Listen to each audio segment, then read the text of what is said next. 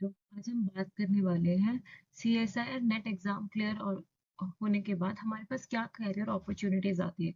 और मैं हूं डॉक्टर शालिनी गुप्ता, जो कि बॉटनी वाला चैनल पे आपको इस बारे में थोड़ी क्लैरिटी देने वाली है। ठीक है, ओके। तो कुछ यहाँ पे मैंने लिस्ट लिख दी है जो आप CSIR नेट क्लियर होने के बाद आप सोच सकते हैं कि आप ये परस्यू कर सकते हैं, ये परस्यू कर सकते हैं। One thing I won't like to add है, अगर आप पीएचडी में जाने के बारे में सोच रहे हो, अगर आप पीएचडी पे जाने के बारे में सोच रहे हो, तो एक बात क्लियर रखिएगा, it's a long term commitment. अगर लॉन्ग टर्म कमिटमेंट लेना है तो मुझे ऐसा लगता है कि स्टाइपेंड होना ही चाहिए।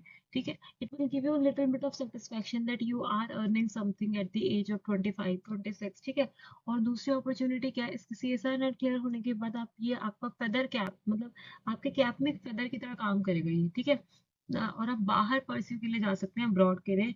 और आप अगर आप पीएचडी के लिए परस्यू नहीं करना चाहते, आपको पीएचडी करना आपको ऐड ऑन करेगा आपके सीवी में कि भाई मेरे पास पीएचडी है, मेरे नाम के आगे डॉक्टर लगता है, तो मैं आराम से किसी भी यूनिवर्सिटी या कॉलेज में अप्लाई कर सकता हूँ। लेकिन अगर आपके पास इंडियन यूनिवर्सिटीज के अकॉर्डिंग अगर आपके पास नेट या एलएस है, तो भी आप इनके लिए अप्लाई कर सकते हैं। लेकिन प्रमोशन के टाइम पे आपको पीएचडी, कितने बच्चों को आपने पीएचडी कराई, कितने रिसर्च स्कॉलर हैं आपके पास, ये सब मैटर करता है। ओके, क्लियर है? ओके, और इसके अलावा आप कॉर्पोरेट सेक्टर में अप्लाई कर सकते हैं, वहाँ पे सैलरी बढ़ने के चांसेस ज़्यादा होते हैं। अगर आप सोचते हैं कि आपको पीएचडी ना करके प्राइवेट सेक्टर की तरफ मूव ऑन करना चाहिए, क्योंकि सैलरी ज़्यादा होती है, काम ज़्यादा होता है, लेकिन सैलरी भी ज़्यादा होती है। और अगर आप ये सोच रहे हो आप जेआरएफ कर सकते हैं, आपके पास जेआरएफ है, तो आप किसी भी यूनिवर्सिटी या किसी भी पीआई के अंडर में research work as a JRF हो सकते हैं। उसके बाद क्या है, आप कहीं पे टेक्नीशियन काम कर सकते हैं इन अ साइंटिफिक लेबोरेटरी। आप पीएसयूज में अप्लाई कर सकते हैं, जैसे बाक हो गया, डीआरडी हो गया। As a senior, as a junior scientist, as a technical officer आप अप्लाई कर सकते हैं। आप अपना खुद का स्टार्टअप स्टार्ट करने की कोशिश कर सकते हैं, जिसके लिए गवर्नमेंट फंडिंग करती है। ठीक है, ओके। ओवरव्यू देते हैं सीएसआर नेट क्लियर होने के बाद होता क्या है, देखिए। जिनकी हाई रैंक होती है या जिनके नंबर ज्यादा होते हैं उन्हें जेआरएफ मिलता है। उसके बाद एलएस मिल जाता है, और उसके बाद पीएचडी थर्ड कैटेगरी है। रिसेंट में आई थिंक फर्स्ट, ठीक है, 2 साल हुए इंट्रोड्यूस हुए, वहां पे पीएचडी डाल देते। अगर आपका जेआरएफ क्लियर है, तो दैट मीन्स आपके पास एलएस की भी पावर है, और पीएचडी तो आप कर ही सकते हैं। मतलब जेआरएफ क्लियर होने का एक सिंपल सा मतलब है, आप पीएचडी में एनरोल करिए और स्टाइपेंड उठाइए। ठीक है, और आप इसमें आपका एलएस भी आ जाएगा, एलएस नेट, यानी कि अब आप लेक्चररशिप के लिए भी एलिजिबल हैं, और आप कहीं से पीएचडी भी कर सकते हैं। ये 3 फायदे हैं। लेकिन अगर आपके पास सिर्फ एलएस है, ठीक है, अगर आपके पास सिर्फ एलएस है, तो आप लेक्चररशिप के लिए अप्लाई कर सकते हैं, या फिर आप किसी यूनिवर्सिटी में किसी पीआई से बात करके पीएचडी कर सकते हैं, लेकिन आपको स्टाइपेंड नहीं मिलेगा। जो भी अगर यूनिवर्सिटी या इंस्टीट्यूट अगर आपको 7-8 हज़ार रुपये प्रोवाइड करे, तो that is the final amount you will receive. ठीक है, और पीएचडी है तो सिर्फ पीएचडी है, मतलब उसमें आपकी रैंक और नंबर बहुत कम है तो आपको पीएचडी दी गई है, यानी कि आप किसी इंस्टीट्यूट या यूनिवर्सिटी से पीएचडी कर सकते हैं। ठीक है, लेकिन stipend again I am telling you, stipend नहीं मिलेगा। सिर्फ यूनिवर्सिटी जो स्टाइपेंड देती है दैट इज 7,000 या फिर 8,000 होता है, वो आप देख लीजिएगा, इतना मिलता है। अगर आप जेआरएफ हो जाते हैं, फॉर एग्जाम्पल आपका जेआरएफ क्लियर हो गया, तो अब क्या होगा, अब आपके पास 37,000 एज अ जेआरएफ आएगा, यानी कि फर्स्ट 2 ईयर, पहले और दूसरे साल में आपको 37,000 तो जेआरएफ मिलेगा। ठीक है, ये आपके स्टाइपेंड मिलेगा, प्लस साथ में एचआरए मिलता है, डिपेंडिंग ऑन आप टायर 1 सिटी में रहते हैं या टायर 2 सिटी में रहते हैं। ठीक है, एचआरए मिल जाएगा, और साथ में contingency. I hope you know the meaning of contingency. इसमें आपको स्टेशनरी का सामान लेना है, या फिर लैब रिलेटेड कोई आइटम लेना है, या फिर अपने लैपटॉप को ठीक कराना है आपको, कुछ भी रिलेटेड टू स्टेशनरी आपको लेना है, तो आप वो इसमें अप्लाई कर सकते हैं। क्लियर है? Got it? इसके बाद क्या और क्या फायदे हैं जेआरएफ? जब आपका अगर जेआरएफ क्लियर हो जाता है, तो आप बहुत सारे इंस्टीट्यूट में एलिजिबल हो जाते हैं अप्लाई करने के लिए, जैसे आईआईटी, आईआईटी और आईआईटी, मतलब आईआईटी आईएससी में जो भी पीआईज होते हैं। I hope you know the meaning of PIs. PI मतलब प्रोजेक्ट इन्वेस्टिगेटर, जो भी आपके काम को पहचानेगा, समझेगा और आपको गाइड करेगा, दैट इज योर पीआई। तो पीआई आपको डिसाइड, आप पीआई आपके लिए क्या करेगा, पीआई जनरली उनको प्रेफर करता है जिनके पास जेआरएफ हो, because they are independent now, they have their own money to spend on their basic needs. Okay, they are not asking to spend for lab. Most of PIs don't ask. Okay, and next आप eligible होते हैं बिना entrance exam दे directly interview में बैठने के बहुत सारी university और इंस्टीट्यूट में। ठीक है, नेक्स्ट बढ़ते हैं।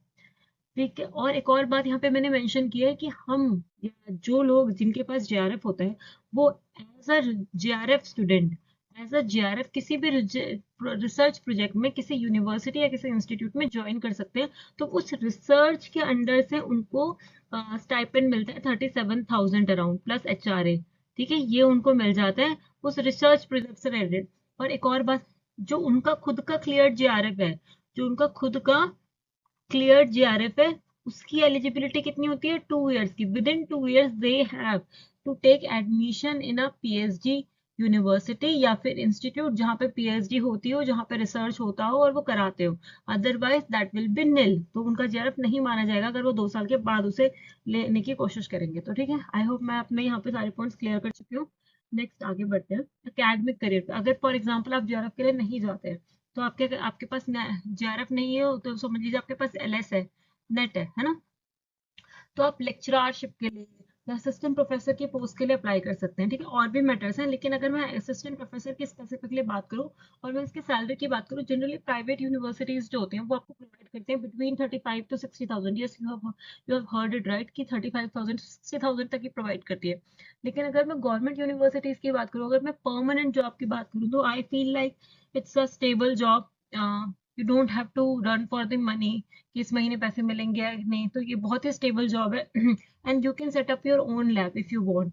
ओके, आपको बस ग्रांट लाना है, फंडिंग लानी है, और आप उस यूनिवर्सिटीज या उस इंस्टीट्यूट में रह के अपनी खुद की लैब सेटअप कर सकते हो। और कितना दे रहे हैं, 70,000 से 120,000 तक दे देते हैं। ठीक है, और आप किसी इंस्टीट्यूट में अगर as a subject matter expert भी काम कर सकते हैं। बहुत सारे इंस्टीट्यूट अगर आप लिंक्डइन पे जाएंगे तो मिल जाएंगे, they ask for subject matter expert specifically.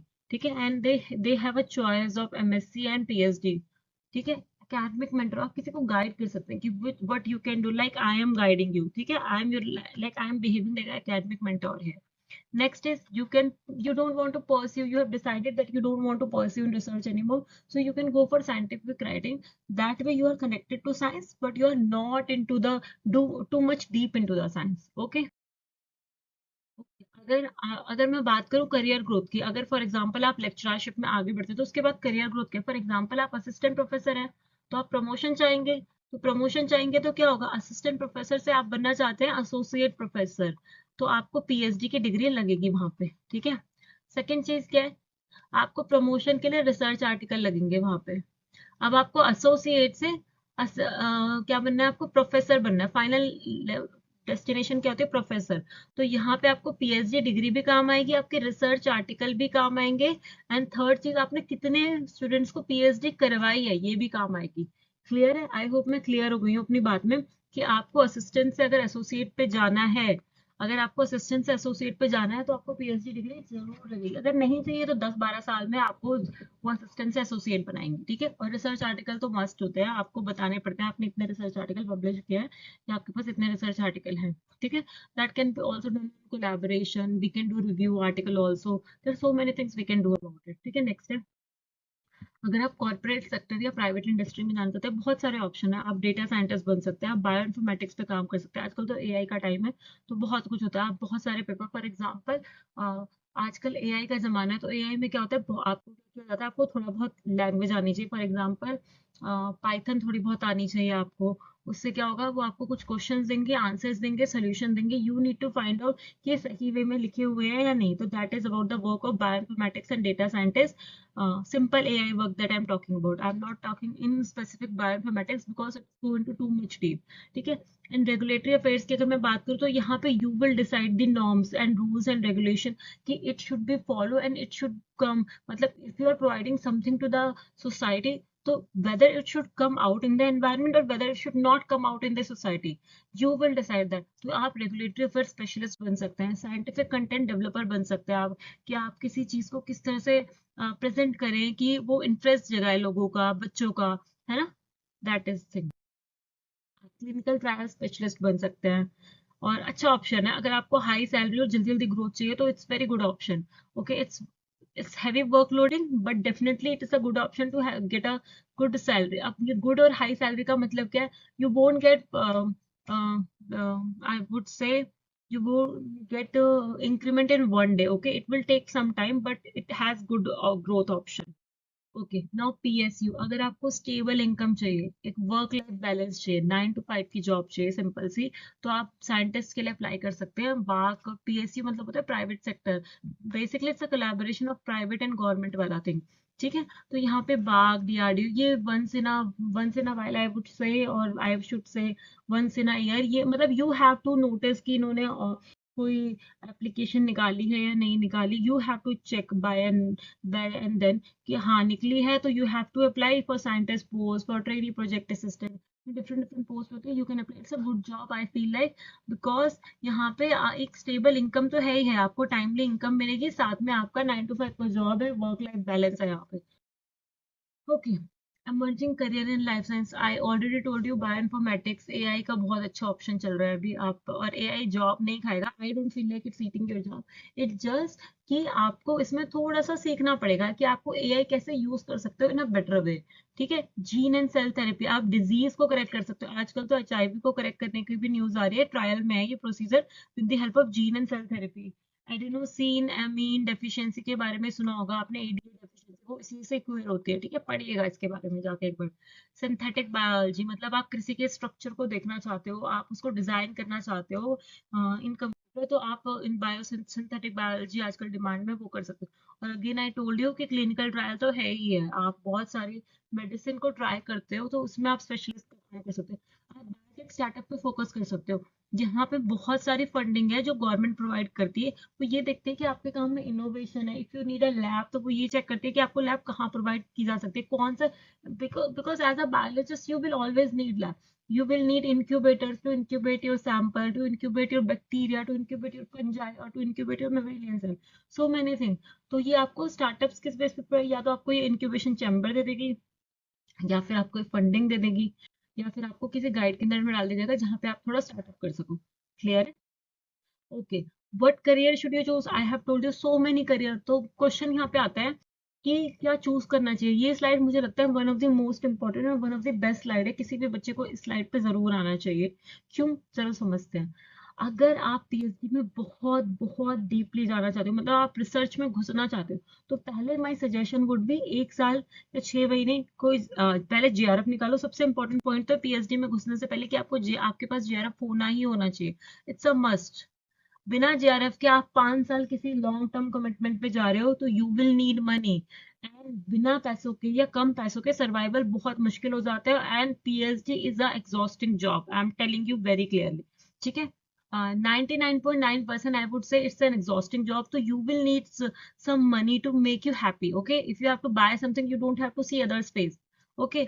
तो जेआरएफ होना ही चाहिए, और I will suggest you go for a research project first, rather than choosing PhD first, go for a research project, वहां पे काम करो, चीजों को समझो कि तुम्हें मजा आ रहा है, अगर तुम्हें मजा आ रहा है तो PhD is for you। ठीक है, PhD is a tough job, PhD is exhausting job, I will say go for a research project for 1 year, you will get money also there, and you will understand the science in a fundamental way। ठीक है, लेकिन अगर आप सोच रहे हो कि नहीं मुझे इतना लॉन्ग टर्म कमिटमेंट नहीं देना, तो you should go for stability, then you can try for PSU job stability. ठीक है ना, work as I already told you, ये वर्क लाइफ बैलेंस क्रिएट करेगा। नेक्स्ट ईयर कॉर्पोरेट प्रोफेशनल, आप डेटा साइंस में एंटर कर सकते हो, आप रिसर्च एंड डेवलपमेंट में एंटर कर सकते हो, आप क्लिनिकल रिसर्च में जा सकते हो, फास्टर ग्रोथ होती है, अच्छी सैलरी मिलती है काफी। और अगर आप चाहते हो कि आप साइंस में मेरी तरह, तो आप एडटेक ज्वाइन कर सकते हो, साइंटिफिक राइटिंग को ज्वाइन कर सकते हो, एकेडमिक्स में आप एज अ फैकल्टी काम कर सकते हो। तो ये था मेरा परसेप्शन, एंड ये थी मेरा सर्च रिगार्डिंग कि आप सीएसआईआर के बाद क्या कर सकते हो। मेरा नेक्स्ट टॉपिक होगा दिस इज, अगर आपको कुछ नया टॉपिक पढ़ना हो तो भी मुझे बताएगा, लेकिन मैं नया टॉपिक नेक्स्ट टॉपिक ये बनाना चाहती हूँ कि कौन सा टॉपिक इम्पोर्टेंट है regarding your CSIR life science preparation. ठीक है, थैंक यू, तो मिलते हैं नेक्स्ट क्लास में।